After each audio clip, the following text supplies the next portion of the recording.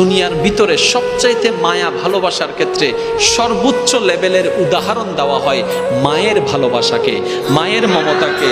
মায়ের মমতার সামনে কারো মমতার অস্তিত্ব থাকে না। মায়ের ভালোবাসার সামনে কারো ভালোবাসার কোনো দিক নির্দেশনা খুঁজে পাওয়া যায় না। মায়ের ভালোবাসার সামনে, মায়ের ভালোবাসাটা এমন একটা সূর্য যেটার সামনে পৃথিবীর সমস্ত ভালোবাসা মোমবাতির মতো করে নিবি নিবি করে জ্বলতে থাকে। মায়ের ভালোবাসার সামনে কোনো ভালোবাসার তুলনা হয় না। রব বলছে, হাজার মা তোকে যতটুকু ভালোবাসবে, আমি রব তোকে তার চাইতে বেশি ভালোবাসি। বান্দা, আমি চাই না কেউ জাহান্নামে যাক, কিন্তু বান্দারা নিজের পায়ে নিজে কুড়াল মেরে জাহান্নামের দিকে চলে যাচ্ছে।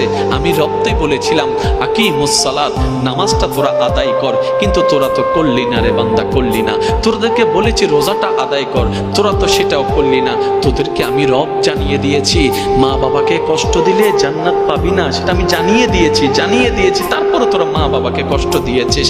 তোরা তো নিজের পায়ে নিজে কুড়াল মারছিস, নিজের জান্নাত তোরা হারিয়ে ফেলছিস। বান্দা, একটু ব্রেক লাগা, একটু চেষ্টা কর, তুই পারবি, তুই চেষ্টা কর, আমি রব তোকে রহমত দিয়ে সাহায্য করবো।